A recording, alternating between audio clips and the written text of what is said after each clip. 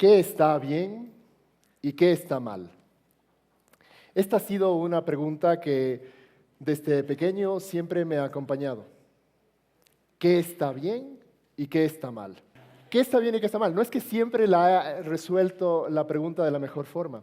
De hecho, recuerdo que alguna vez le empujé a mi hermana a la piscina vestidos listos para un matrimonio.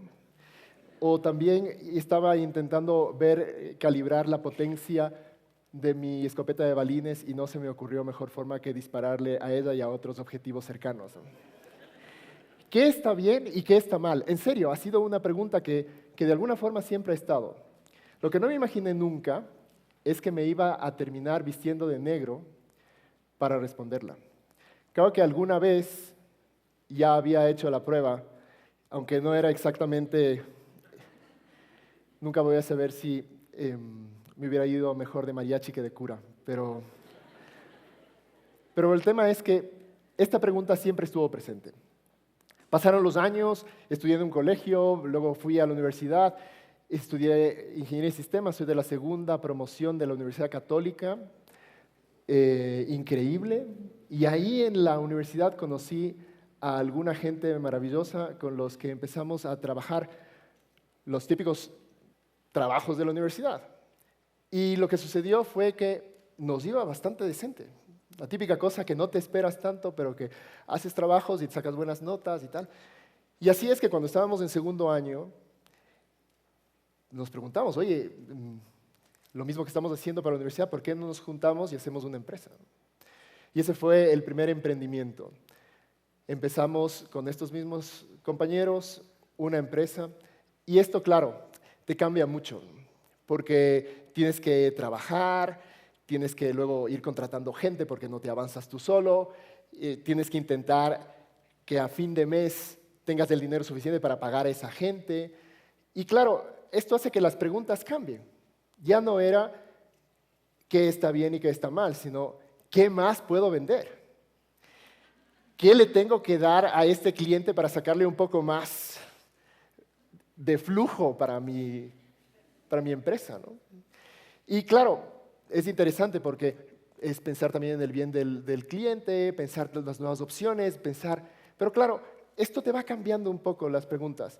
Y fue hasta que llegó, me acuerdo, una empresa que nos propuso hacer un sitio web de apuestas, bueno, de gambling, ¿no? Un casino online, una empresa francesa. Y claro que esto era, bueno, ¿y qué está bien y qué está mal? Aquí tal vez hay algunas cosas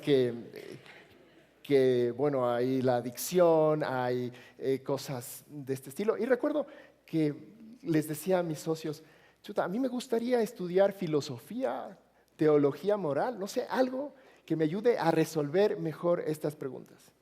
Alguno de ellos se sorprendía, pero el tema es que después de unos cuantos años, después de haber estado trabajando 10 años en este emprendimiento y en otros más, llegó la oportunidad de irme a estudiar con una beca en Europa, teología moral. Y claro, si uno va a estudiar teología moral, tienes que pegarle centro, ¿no?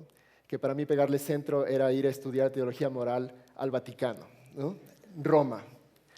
Y efectivamente fue una experiencia impresionante. Gente con un background completamente distinto al mío, que tenían muchísimas formas de expresar su fe y su forma de ser y tal. Fue una experiencia increíble. De hecho, al principio, los primeros cursos de teología fueron muy interesantes, me ayudaron a asentarme un poco más, pero inmediatamente me dijeron, oye, tienes que buscar a alguien que te dirija tu investigación. Claro, yo quería hacer un doctorado, el primer paso es terminar el grado de licencia, entonces, bueno, tienes que hacer tu licencia y para eso tienes que hacer una investigación. Me parece genial. Entonces, este fue una cosa fabulosa que encontré a un profesor de esa universidad que era experto en tecnología, se dedicaba a estudiar la moralidad de los actos de los robots que reemplazan a humanos. Había estado muchas veces en Japón, había estado en Silicon Valley. Dije, este es mi hombre, o sea, aquí tenemos que subirnos. Me acerqué, conversamos, hicimos clic enseguida. Me di cuenta que este era una buena oportunidad y entonces lo primero que me dijo es que tenía que reducir mi radio de acción, que tenía que hacer que mi investigación se focalizara. No podía estudiar la tecnología en general, sino que tenía que centrarme en algo. Me había dedicado esos años sobre todo al Internet, que es lo que más en boga estaba, Facebook, Twitter, Instagram. O sea, ¿cuáles son las cosas que podemos decir desde la teología sobre las redes sociales? El desafío era interesante. Me propuso que busque un modelo abstracto que pudiera luego meterle en la parte de la teología moral. O sea, ver qué cosas tenía buenas y cosas malas. Es así que después de 2 años de investigación, llegué a un modelo que se llama públicos interconectados. Los públicos interconectados es una idea desarrollada por Dana Boyd, que habla de los públicos que son a la vez la gente que se conecta al Internet, que forma esos espacios donde comparten cosas, pero es un público y un espacio. Claro, la idea era un poco complicada. La forma de explicarlo era recurriendo a un libro de 1995 que se llama Ser Digital, de Nicolás Negroponte, que habla sobre las diferencias entre los bits y los átomos. Los bits y los átomos. Claro, cada vez que se crea un bit, eso persiste. Es un 0 o un 1, y una vez que se crea, eso persiste. Es muy fácil replicarlo. Una vez que es replicable, con facilidad se puede rastrear. Y luego está la propiedad de la escalabilidad. Podemos ir duplicando infinitamente. Y luego la inmediatez. Esto con rapidez se crea. Un átomo necesitas un montón de tiempo. Un bit se crea inmediatamente. Si esto aplicamos a los públicos de la escuela de Frankfurt, encontramos que hay estas 3 dinámicas, que las voy a explicar con un ejemplo. La primera es confusión de lo público y privado. Hace poco tiempo sucedió un hecho desafortunado en Quito. Una persona filmó a su pareja saliendo de un sitio inconveniente y eso se difundió de forma viral por los teléfonos de casi todos, no solo los presentes, sino de muchísima gente, ¿no? Claro, esto es una confusión entre lo que es público y lo que es privado. A mí se me ocurrió escribir un artículo sobre esto, porque, claro, difundir contenidos de otras personas sin autorización es difamación, y esto es una cosa que va en contra de la veracidad, aunque sea verdad, pero va en contra de la veracidad. Entonces, publiqué esto en mi Facebook y se compartió un montón de veces, fue impresionante. Después de un poco de tiempo, personas que yo no tenía ni idea me empezaron a escribir, algunas a favor y otras en contra de lo que había dicho. Audiencias invisibles, gente que yo no sabía, me respondía. Y finalmente tenemos la dinámica de los contextos colapsados. Durante toda mi investigación, la verdad es que tenía bastante descuidada mi cuenta de Facebook y en mi cuenta de Twitter ponía contenidos que yo no me había dado cuenta estaban ligados con la cuenta de Facebook. Entonces ponía cosas y mi abuelita me comentaba, ¡qué inteligente, mijito!, ¿no?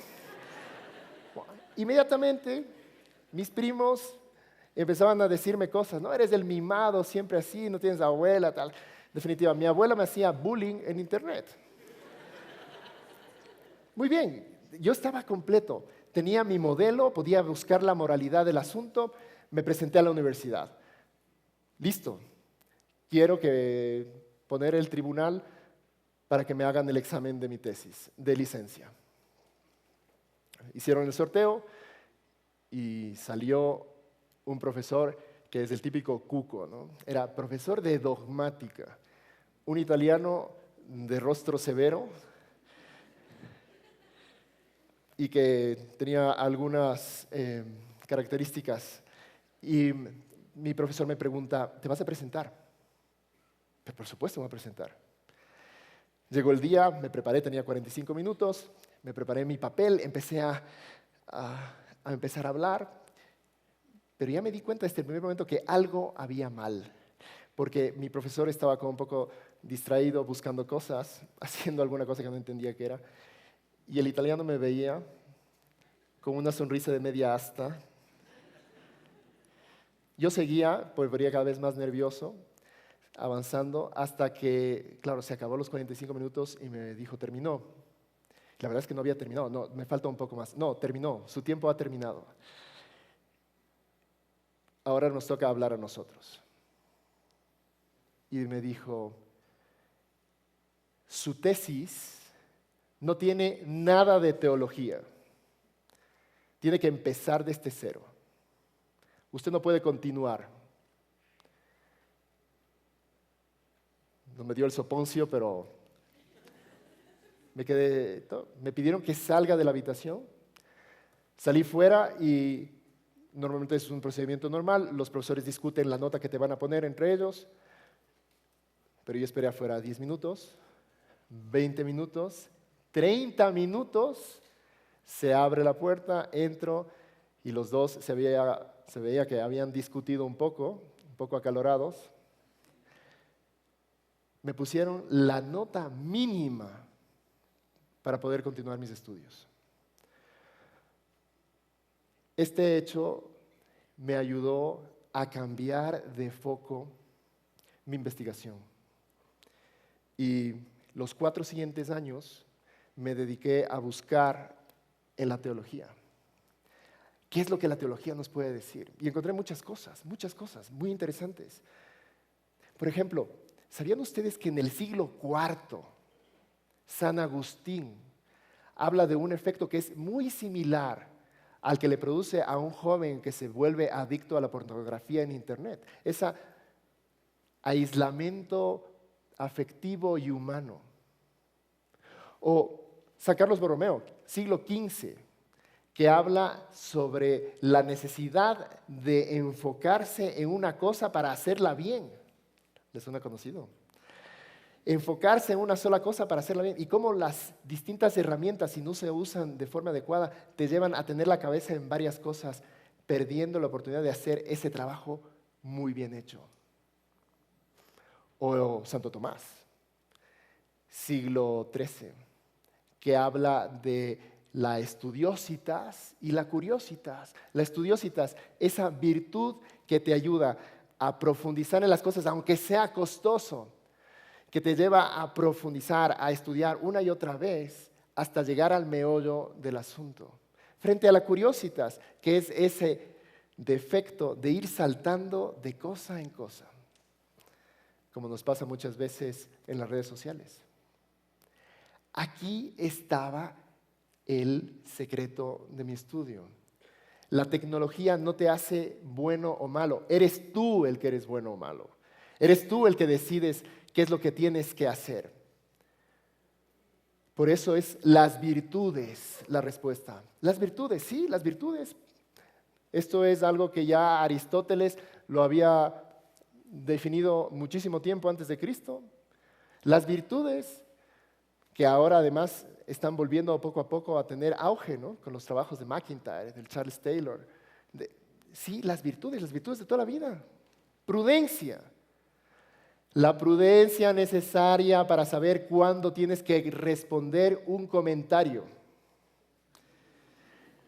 La cabeza que tienes que tener para distinguir, a ver, ¿esto tengo que decir cara a cara o basta un mensajito? Muchas veces cuando pides permiso, cuando pides perdón, qué rápido es mandar un perdón, ¿no? Pero qué ineficaz muchas veces se vuelve. Cuando en cambio te acercas y le dices en la cara, oye, perdón por eso que hice, tiene mucha más eficacia. La tecnología nos puede humanizar o deshumanizar si no lo usamos bien. Fortaleza, la fortaleza para saber cortar, porque ahora tengo que estudiar, no puedo quedarme con el teléfono. Fortaleza para saber hasta dónde vale la pena seguir revisando la línea de Facebook y cuándo es suficiente por hoy de videitos. Templanza, la templanza para saber también decidirme por lo mejor. porque no bastan solo los contenidos que me presentan, sino que los contenidos que me hacen mejor. Y la justicia, sobre todo la justicia, ¿cuándo es oportuno poner un tag de una persona, una etiqueta al subir una fotografía? ¿O cuándo es subir una fotografía? Evitar hacer bullying, evitar hacer comentarios negativos. Las virtudes son la respuesta. Todos podemos ser buenos, todos podemos hacer las cosas bien si somos virtuosos, pero las virtudes son actos operativos buenos, actos operativos. Hay que hacer una y otra vez las mismas cosas, actos operativos, escoger lo mejor, actos. Y eso está al alcance de cada uno. Por eso, cada vez que tienes que escoger con la tecnología, es importante pensar que te estás haciendo bueno y que te estás haciendo malo. Que no son independientes cada acto. Y además tenemos otra cosa, y es que los modernos sistemas de inteligencia artificial hacen que cada acción que tomamos dentro de un website o en general en nuestra navegación en Internet se quede registrado. Y se presenta eso como algo positivo para personas que tienen perfiles similares. Cuando te portas bien en Internet, cuando buscas contenidos de altura, cuando haces cosas amabilidad, haces cosas de delicadeza y tal, esas cosas es como si les dieras un voto, subieran. Y por el contrario, cada vez que te portas mal, vas a un contenido basura, es como si te botaras una botella de plástico en el mar. Cada uno de nosotros cuando usa los dispositivos, su teléfono, su tablet, está navegando en Internet, puede hacer una actuación virtuosa. Por eso es importante que cada uno de nosotros nos preguntemos siempre, antes de hacerlo, qué está bien y qué está mal. Muchas gracias.